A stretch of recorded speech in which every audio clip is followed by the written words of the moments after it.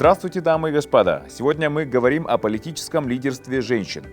Наш сегодняшний гость – Досалиева Балгакы Абыловна, директор Центра защиты женщин. Здравствуйте! Давайте для начала поговорим о самом понятии. Что такое политическое лидерство женщин? По сути, политическое лидерство – это участие как женщин, так и мужчин на политическом уровне.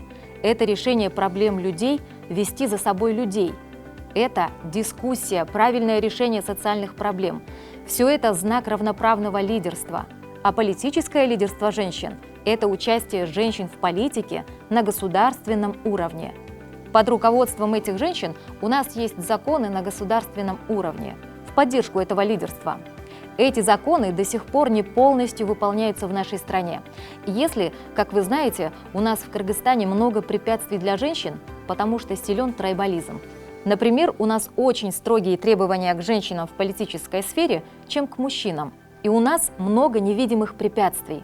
Кроме того, существуют социальные и бытовые барьеры, недостаток информации, есть двойные стандарты для женщин-депутатов, два разных стандарта.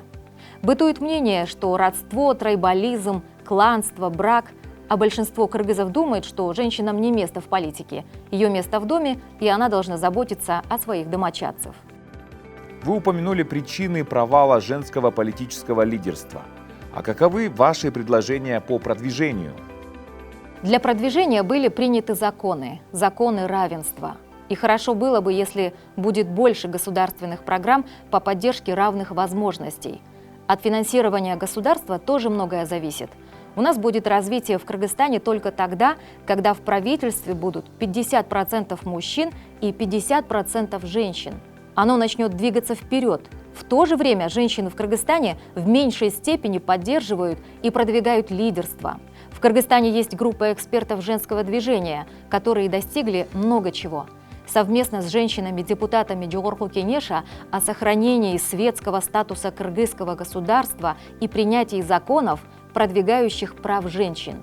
Группа также добилась успеха в принятии 30% квоты для представительства женщин в местных советах и в обеспечении соблюдения различных законов и механизмов для их защиты от домашнего насилия.